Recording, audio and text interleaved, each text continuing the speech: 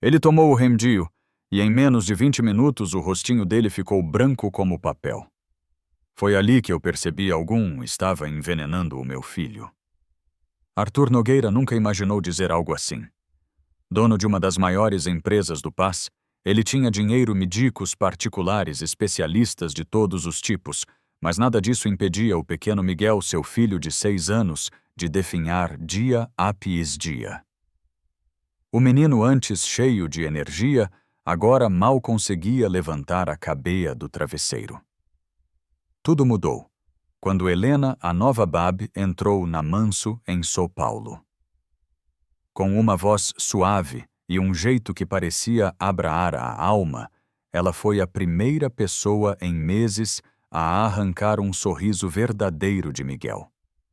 E foi convivendo com o garoto que ela percebeu algo que ninguém tinha notado. As crises sempre vinham depois do remdio.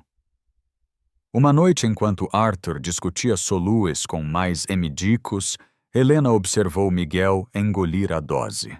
Minutos depois, os LBIs dele empalideceram, as mãos tremeram, e o penico tomou conta dela. O frasco parecia normal, mas algo em seu instinto gritava. Helena investigou sozinha. Vasculhou registros, comparou datas e encontrou uma mudança suspeita na receita exatamente quando Miguel começou a piorar. E quando ela confrontou Arthur com as provas, o show do empresrio simplesmente desabou.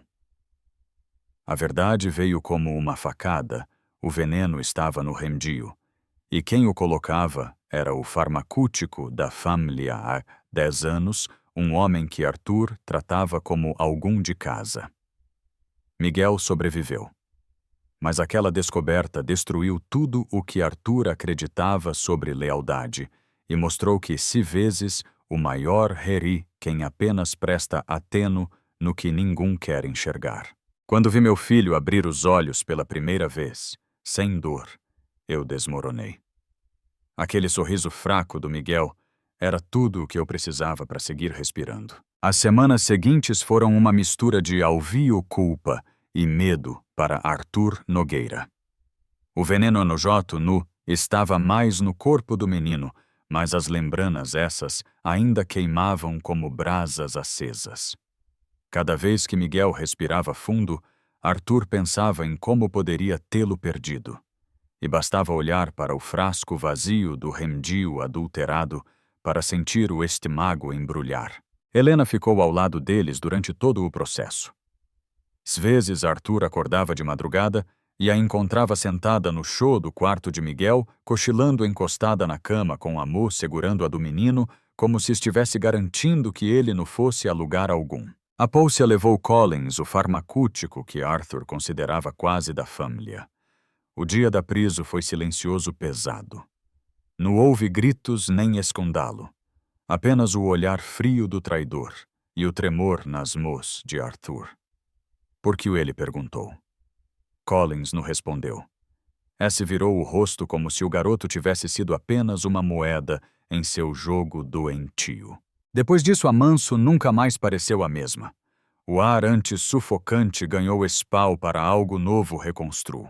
Com o passar dos dias, Miguel voltou a correr devagar pelos corredores, tropeando nas prias pernas como qualquer criança saudável. Cada risada dele ecoava pela casa como um milagre e Helena sorria junto sempre como quem agradece por algo maior. Mas Arthur carregava outra missão agora proteger o filho e reparar o dano emocional causado por meses de dor. Ele começou a trabalhar menos, a chegar mais cedo em casa, a apagar reuniões que antes parecia impossível cancelar. Numa tarde ensolarada, enquanto o menino brincava no jardim, Helena comentou baixinho: "Ele está renascendo, Arthur." Ele respirou fundo, observando o filho correr atrás de uma borboleta. "Não és?" ele respondeu. "Eu também." Porque no fim aquela tragédia revelou algo que dinheiro nenhum compra: o valor das pessoas que enxergam o que os outros ignoram, e a coragem de quem escolhe agir mesmo em silêncio. A parte 3 pode seguir com a recuperar final, o impacto pebelico do caso, ou um novo conflito envolvendo a família. Quer continuar? Eu achei que depois de tudo a vida ia finalmente voltar ao normal, mas ninguém avisa que quando um veneno sai do corpo, ainda precisa sair do coral. Os dias seguintes recuperal de Miguel foram mais calmos, mas no menos intensos. Conforme o corpo do menino ganhava fora, a mente de Arthur parecia perder a perrepria. Ele se pegava parado na porta do quarto do filho, observando a respiral suave, para ter certeza de que estava mesmo tudo bem. Às vezes colocava amor na testa do garoto, um agabito que virou reflexo quase compulso, e sorria quando sentia o calor saudvel da infância. Mas havia algo que Arthur não admitia para ninguém, ele tinha medo de dormir. Porque no escuro, a imagem de Miguel Fergil, quase sem cor, voltava com fora devastadora. Helena percebia tudo, não precisava que Arthur dissesse, bastava olhar nos olhos dele. Uma noite, quando Miguel Joto dormia, ela encontrou Arthur sentado no chão do corredor, encostado na parede, como se carregasse o peso de um mundo inteiro nas costas. "Não estou conseguindo", ele disse, num sussurro cansado. "Eu devia ter protegido ele antes. Devia ter visto." Helena se sentou ao lado dele sem tocar, sem invadir. Apenas ficando ali. Vok fez o que qualquer pai faria. Confiou. E algum usou sua confiança contra você. Isso no culpa sua. Mas Arthur balanou a cabeça. "A pessoa estava dentro da minha casa, Helena. Dentro da minha família." Ela respirou fundo, sentindo o peso daquelas palavras. "E por isso que você está reconstruindo tudo agora. Um pedal por vez." Conforme as semanas passavam, Miguel parecia florescer de novo. Voltava a correr a rir alto, a pedir sorvete antes do almo. Às vezes cá no sofá sem flego, rindo de si mesmo. Era como assistir a vida renascer. Mas o mundo ele fora, não ignorou o escândalo. A imprensa descobriu o caso.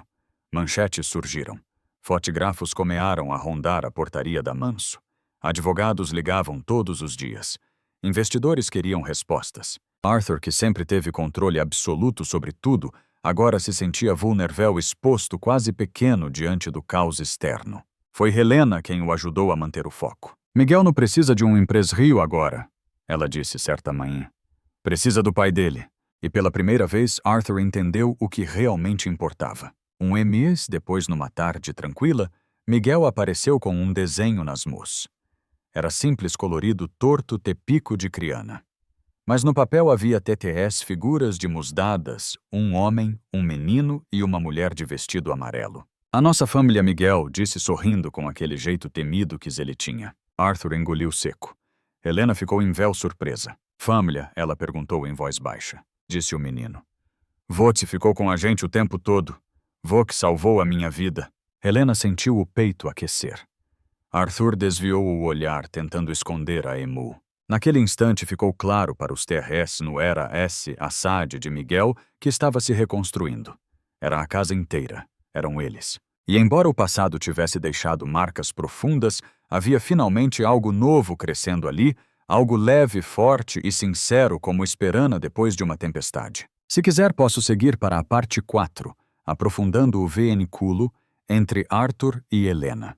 Os desafios, pelicos, APS, o escândalo ou um novo conflito emocional. Quer continuar? Eu achei que Joto tinha chorado tudo, mas foi quando ouvi aquele pai com medo que percebi o pior ainda, não tinha passado. Os dias dentro de casa estavam finalmente em harmonia, mas ele fora o mundo fervia. O caso do envenenamento de Miguel havia vazado para a imprensa, e o nome de Arthur estampava manchetes em sites, jornais e programas de TV. Bastava ligar o celular para aparecer alguma notifical com teorias acusais e especulais. Miguel era uma criança, mas Joto comeava a perceber que algo estava errado. Ele perguntava por que havia gente tirando foto do porto e por que papai vivia nervoso no telefone. Cada curiosidade inocente era como um golpe no peito de Arthur. Naquela semana, Helena se tornou ainda mais essencial. Ela mantinha Miguel longe do tumulto, inventava brincadeiras, criava pequenas rotinas para ele se sentir seguro. Às vezes Arthur observava de longe e pensava em como teria desmoronado sem ela. Mas apresso no vinha esta dia. O conselho da empresa estava vigilante. Alguns membros insinuavam que Arthur deveria se afastar temporariamente como se dor fosse sinônimo de incompetência. Ele voltava das reuniões exausto com o rosto pesado e encontrava em casa o único lugar onde ainda conseguia respirar. Certa noite, Arthur chegou mais tarde que o habitual. Entrou devagar com o N da gravata torto e o olhar perdido. Encontrou Helena no sofá, lendo para Miguel, que lutava contra o sono. Ele ficou esperando Vots. Ela sussurrou, fechando o livro. Arthur se ajoelhou ao lado do filho. Desculpa, Campio, o papai TT tentando resolver umas coisas. Miguel, ainda sonolento, segura o rosto dele com as duas mãos. Não precisa resolver sozinho, pai. Arthur engoliu seco, a voz falhou. Mais tarde, com o menino dormindo, Helena o encontrou sentado na varanda olhando para o vazio. Ela se aproximou devagar. Vox, não precisa carregar tudo isso sozinho, ela disse. Arthur respirou fundo. Tenho medo de falhar de novo, de decepcionar ele e Vok também. Helena pousou uma mão sobre a dele. Vok não falhou, Arthur. Está apenas lutando. E ninguém luta sozinho. Aquela frase simples e verdadeira entrou fundo. Pela primeira vez em meses, Arthur sentiu algo parecido com paz. Talvez pela primeira vez, ele não estivesse mais apenas sobrevivendo. Estava comeando devagarzinho, a esperanar. Se quiser, continuo com a parte 5, aprofundando o vínculo entre eles e as consequências finais dessa fase. Eu achei que a poeira Joá tinha baixado, mas às vezes, justamente quando o silêncio chega, que a verdade aparece sem pedir licença. Depois daquela noite na varanda, algo mudou entre Arthur e Helena, no de forma erripida, nem bevia, mas no tipo de mudana que nasce devagar como luz de amanhecer entrando pelas frestas da janela. Miguel sentia isso mais que qualquer um. Ele percebia, quando o pai chegava em casa menos tenso, quando o riso de Helena surgia de algum que modo, quando a casa antes tão pesada parecia finalmente respirar. Mas o mundo L fora ainda insistia em cutucar feridas que eles tentavam fechar. Numa mãe de terça-feira, uma reportagem sensacionalista insinuou que Arthur havia sido negligente com o Prio filho. O apresentador falava com a expresso dura, como se soubesse mais da estria do que a Pria família. Miguel viu a manchete na TV da cozinha. Pai, ele estou falando mal de Vok. Arthur desligou a televisão na hora. Não escuta essas coisas, filho. Eles não sabem a nossa estria. Mas a pergunta do menino ficou ecoando dentro dele como um trovo. Naquela noite, Arthur recebeu uma ligação inesperada a Pólcia, informando que Collins, o farmacêutico, havia finalmente confessado parte das intenções e que mencionara ter certeza de que Arthur desmoronaria emocionalmente. Era como se o homem tivesse planejado no S a doença de Miguel, mas também a destruir psicológica da família. Arthur sentiu o tio balanar. Sentiu Dio tristeza e um cansaço profundo. Helena o encontrou na sala apertando o celular com fora. O que houve? Ela perguntou. Ele contou tudo sem esconder a dor. Helena ouviu em silêncio e quando ele terminou se aproximou devagar. Ele tentou quebrar Vok por dentro. Arthur, mas olha ao seu redor. Ela apontou para o corredor onde Miguel dormia tranquilo. Ele não conseguiu. As palavras dela caram sobre o coral de Arthur como um abrau sem braus. Pela primeira vez, ele percebeu que a vítrea não estava apenas na cura do filho, mas em continuar de pé, apesar de tudo. Naquela noite, antes de dormir, ele passou por cima do Prio orgulho e fez algo que não fazia há muito tempo agradeceu. Pela vida de Miguel. Pela fora que encontrou no caos. e por Helena, que apareceu como um raio de luz quando o mundo ao redor estava escuro demais. Se quiser, continuo com a parte 6, caminhando para um clímax emocional ainda maior. Eu achei que Joto tinha passado por tudo, mas o coral da gente sempre guarda um último pedal que precisa ser curado. Os dias seguintes, com o fiço de Collins, trouxeram um silêncio estranho para a casa. Não era o silêncio pesado do medo, nem o silêncio frio da desconfiança. Era um silêncio de digesto, aquela pausa de quem tenta entender como seguir vivendo depois de quase perder tudo. Arthur estava mais presente, mais humano, mais vulnerável também. Mas ainda havia um N dentro dele, algo que ele tentava esconder por terras de reuniões reduzidas e sorrisos curtos. Helena percebia. Sempre percebia.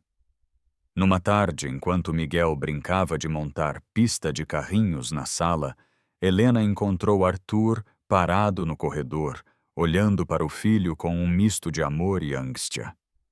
Vok, ainda est preso naquele medo, nela perguntou baixinho. Ele demorou para responder. Tenho medo de errar outra vez, de confiar de novo, de baixar a guarda. Arthur respirou fundo. E algum machucar a gente?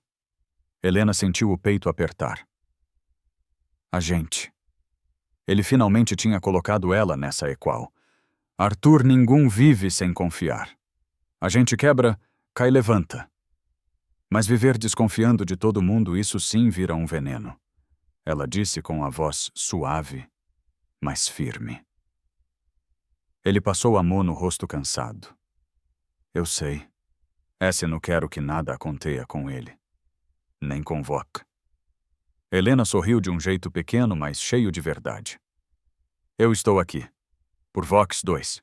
Não por obrigar, mas porque eu quero. Arthur desviou o olhar e pela primeira vez em muito tempo, seus olhos ficaram marejados. Havia algo ali que ele tentava segurar, mas que transbordava sem pedir-lhe cena gratido, medo, carinho, admirar tudo misturado como um N difícil de desfazer.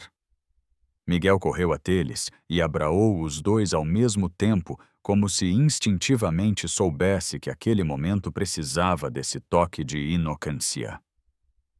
Vox 2 são meus favoritos, disse o menino rindo.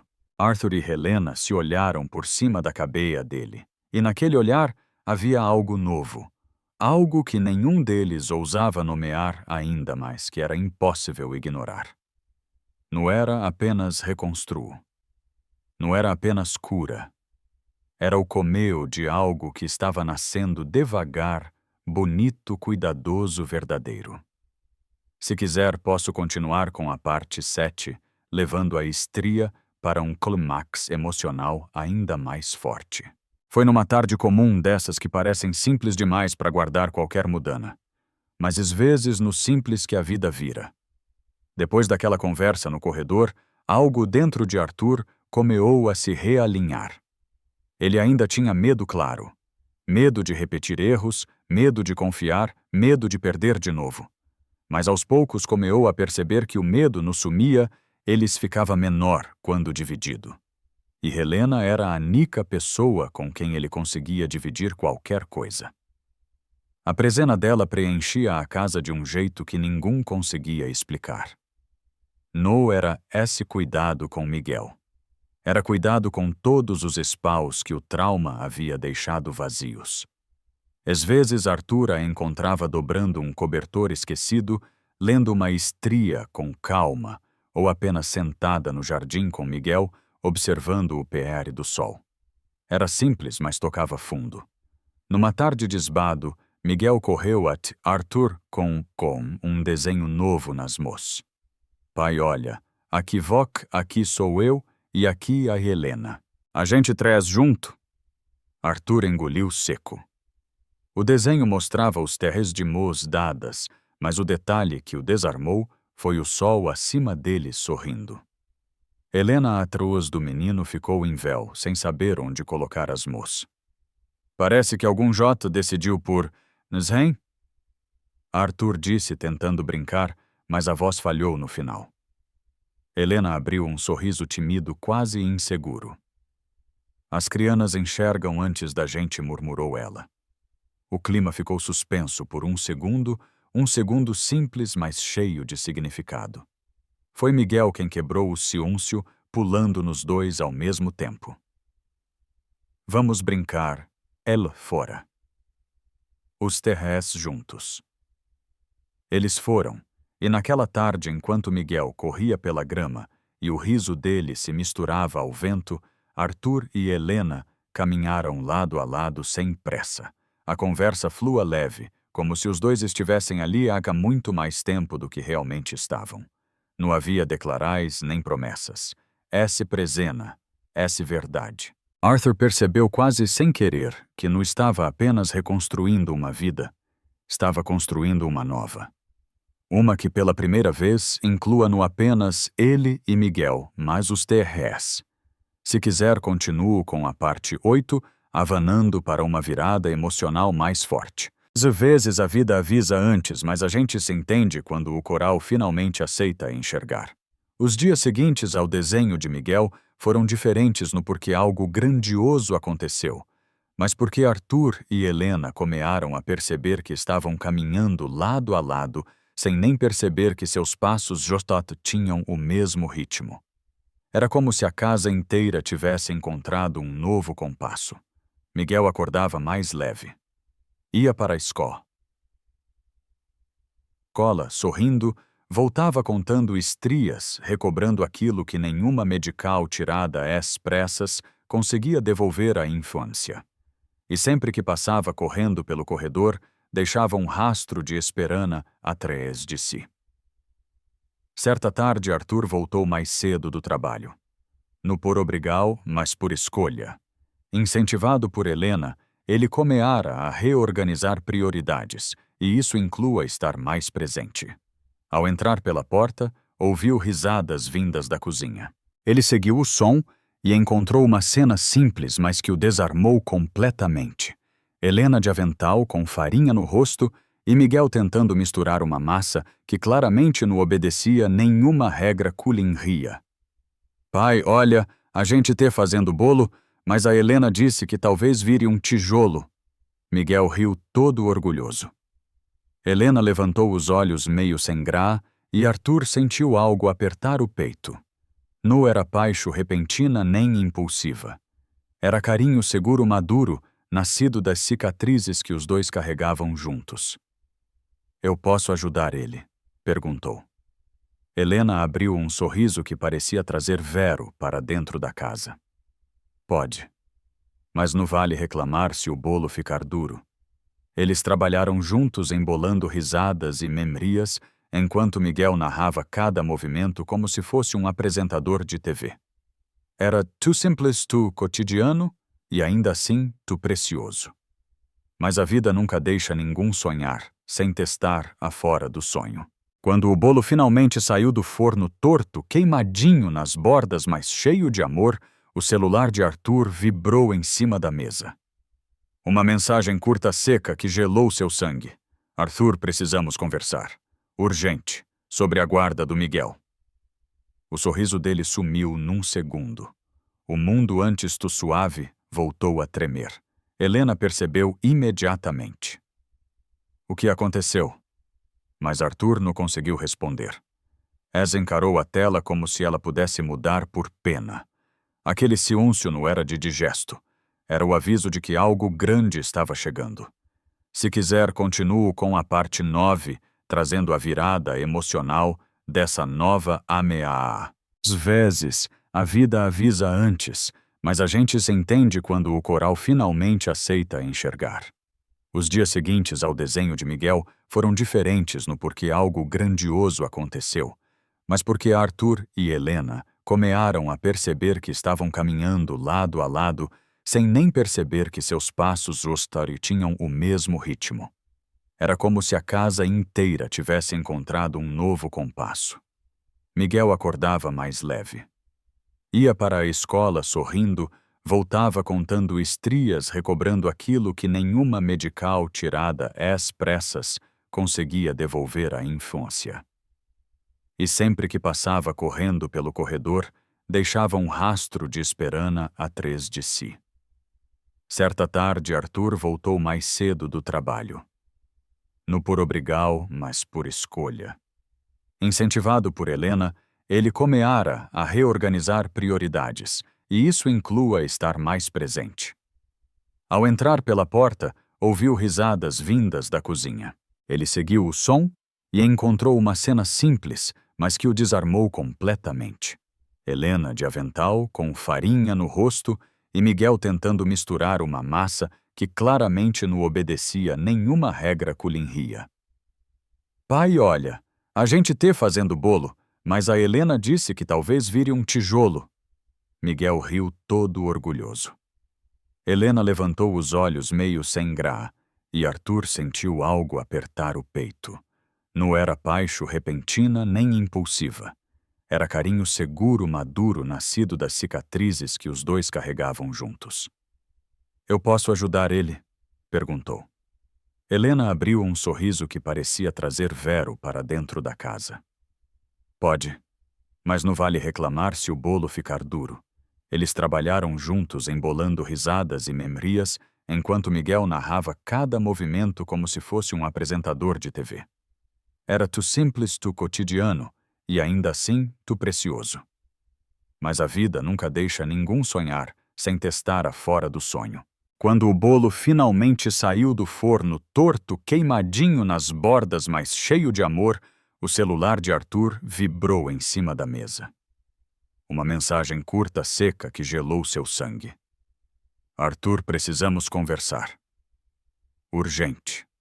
Sobre a guarda do Miguel. O sorriso dele sumiu num segundo. O mundo antes do suave voltou a tremer. Helena percebeu imediatamente. O que aconteceu? Mas Arthur não conseguiu responder. S encarou a tela como se ela pudesse mudar por pena. Aquele silêncio nu era de digesto. Era o aviso de que algo grande estava chegando. Se quiser, continuo com a parte 9, trazendo a virada emocional dessa nova ameaça. Tem guerra que a gente não escolhe, mas quando pelo nosso filho a gente vai a Tufim, os 10 dias que antecederam a audiência foram os mais longos da vida de Arthur. Cada amanhecer parecia trazer um novo peso, um novo medo, uma nova incerteza. Ele tentava manter a rotina de Miguel o mais leve possível, café da mãe, colorido, desenhos, brincadeiras, mas por dentro vivia em estado de alerta. Helena acompanhava tudo como um porto seguro. No invadia, no cobrava, no dramatizava. Ela apenas estava ali. Presente. Constante. A fora silenciosa que segurava as rachaduras que Arthur ainda não conseguia admitir. Numa noite, enquanto Miguel dormia, eles se reuniram com a advogada da família, uma mulher experiente de fala firme e olhar acolhedor. Arthur, precisamos ser realistas, ela disse, abrindo uma pasta cheia de documentos. A outra família vai usar o caso do envenenamento. Vai usar as manchetes. Vai dizer que Miguel viveu risco dentro da pria casa. Arthur baixou o olhar envergonhado, mesmo sabendo que não tinha culpa. Mas eu salvei o meu filho, ele murmurou. Eu sei, respondeu a advogada. E isso que vamos mostrar que você não foi negligente. Foi vítima e foi erguido firme e protetor. Helena apertou a mão dele embaixo da mesa, sem que ninguém percebesse. Ele o melhor pai que eu já vi, ela disse, com uma sinceridade que fez a advogada erguer as sobrancelhas. E Miguel a prova viva disso. Arthur sentiu um calor subir no peito. Aquela frase, aquele apoio, era mais do que ele esperava receber naquele momento tufrdil. Nos dias seguintes, Helena comeou a ajudar Miguel a entender que algo importante estava acontecendo sem assustá-lo. Eles montavam desenhos, escreviam pequenas cartinhas, guardavam lembranças boas para fortalecer o garoto. Paivoc, te triste. Miguel perguntou certa manhã, enquanto colocava seu tênis. Arthur se ajoelhou, puxou o filho para perto e respirou fundo. Te com medo, filho. Mas medo não quer dizer que a gente vai perder. Quer dizer que a gente ama. Miguel abraou o pai com fora, como se soubesse adimenso do que estava por vir. Na véspera da audiência, a casa inteira ficou silenciosa. Não era medo, era uma respira-presa. Helena encontrou Arthur no jardim, encarando o cu. "A mãe, eu posso ir com Vox?" Ela perguntou com voz baixa. Arthur virou para ela os olhos cheios de uma gratidão que palavras não alcanavam. "Pode", ele disse. "Helena, eu preciso que Vox vê." Ela sorriu. Ele respirou, e pela primeira vez desde que o pesadelo comeou, Arthur sentiu algo parecido com coragem.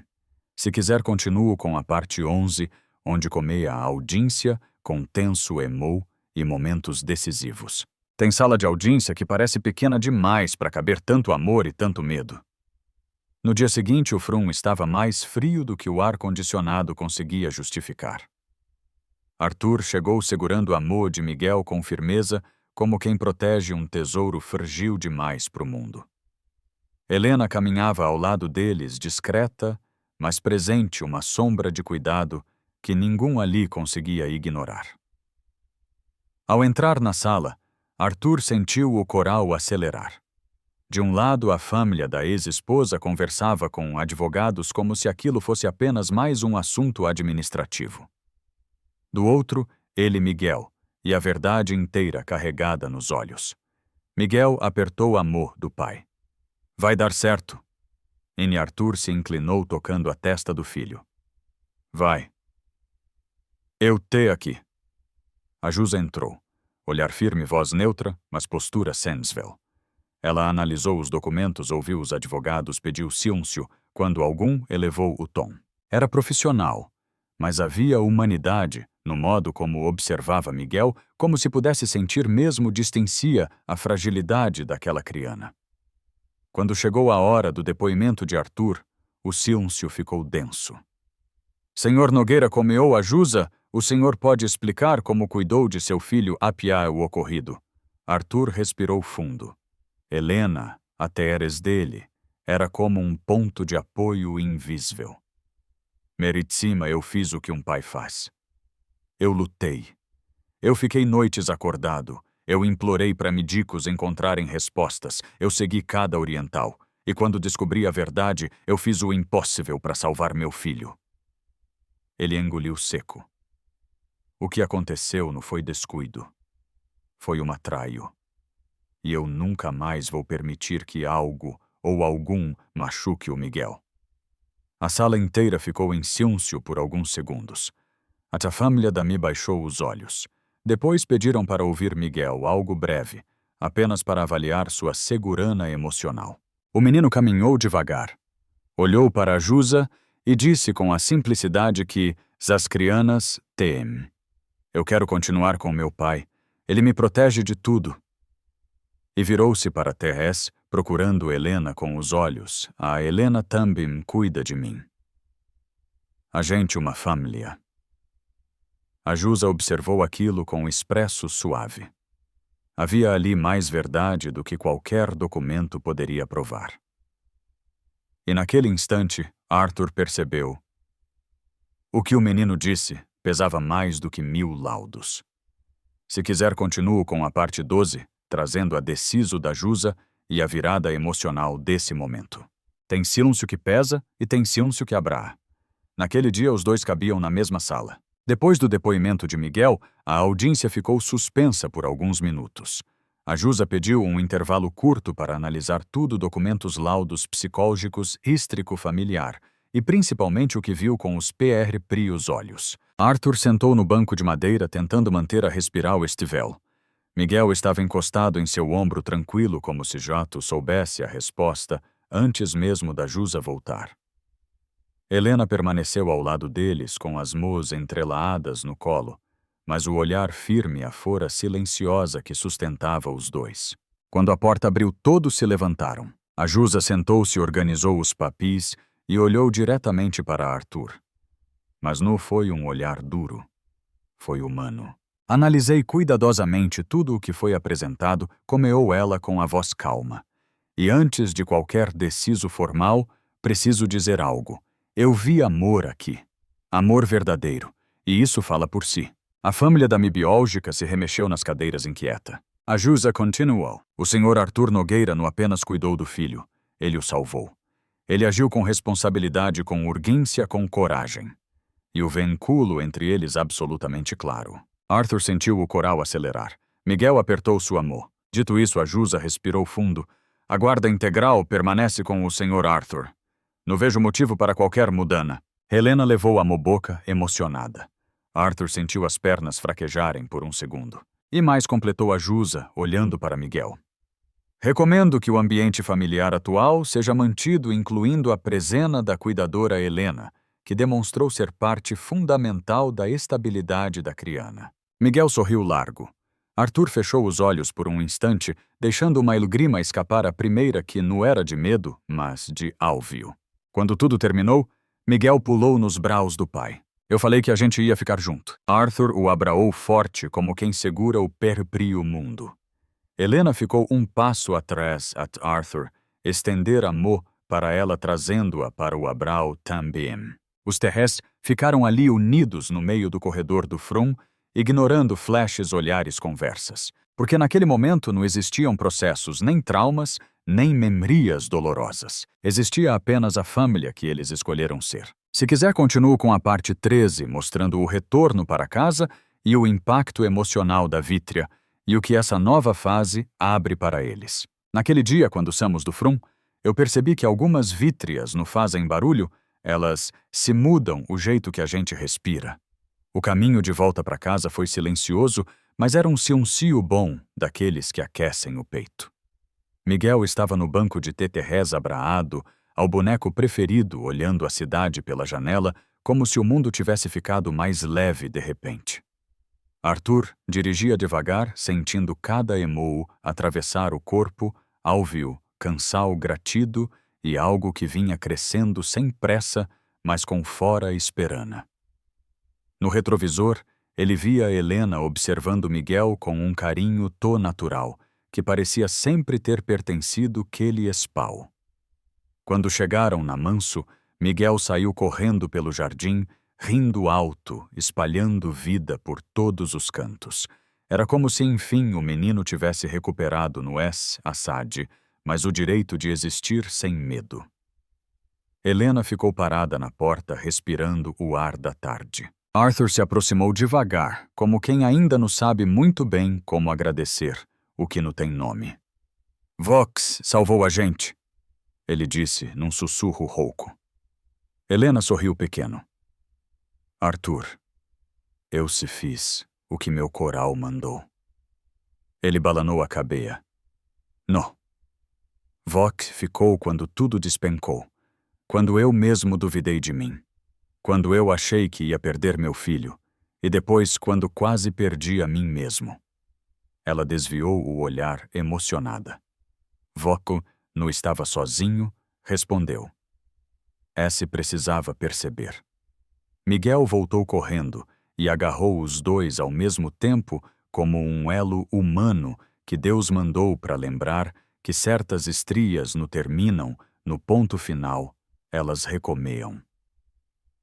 Hoje a gente pode comemorar, ele perguntou, com os olhos brilhando. Arthur riu o riso mais leve que Joato deu em meses. Pode, campeão. Hoje dia de festa. E os terrés entraram juntos como quem atravessa uma nova porta da vida.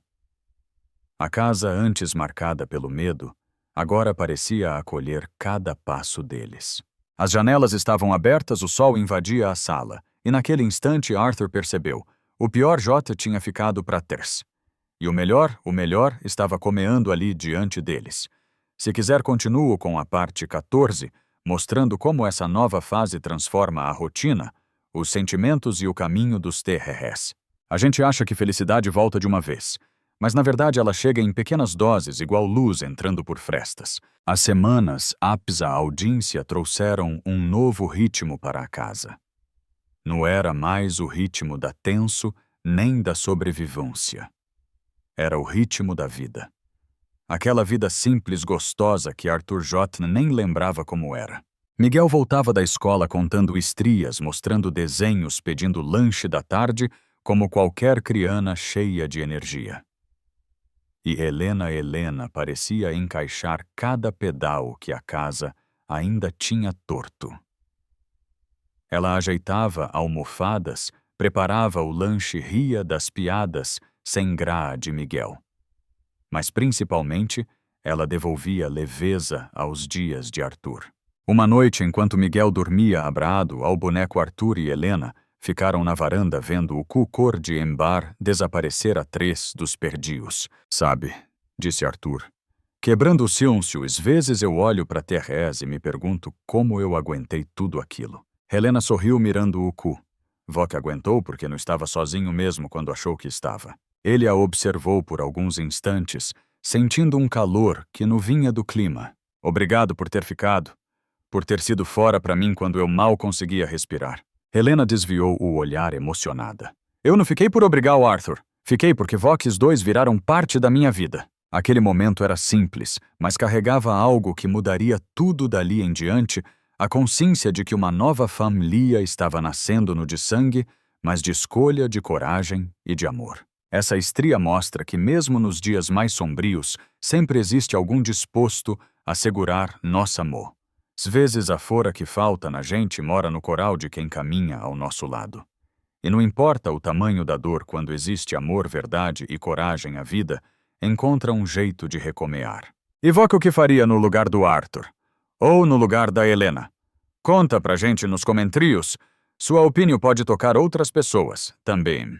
Curta o vídeo, compartilhe com algum que precisa ouvir essa mensagem e se inscreva no canal para receber mais estrias que aquecem o coral e fazem a gente acreditar de novo no melhor da vida.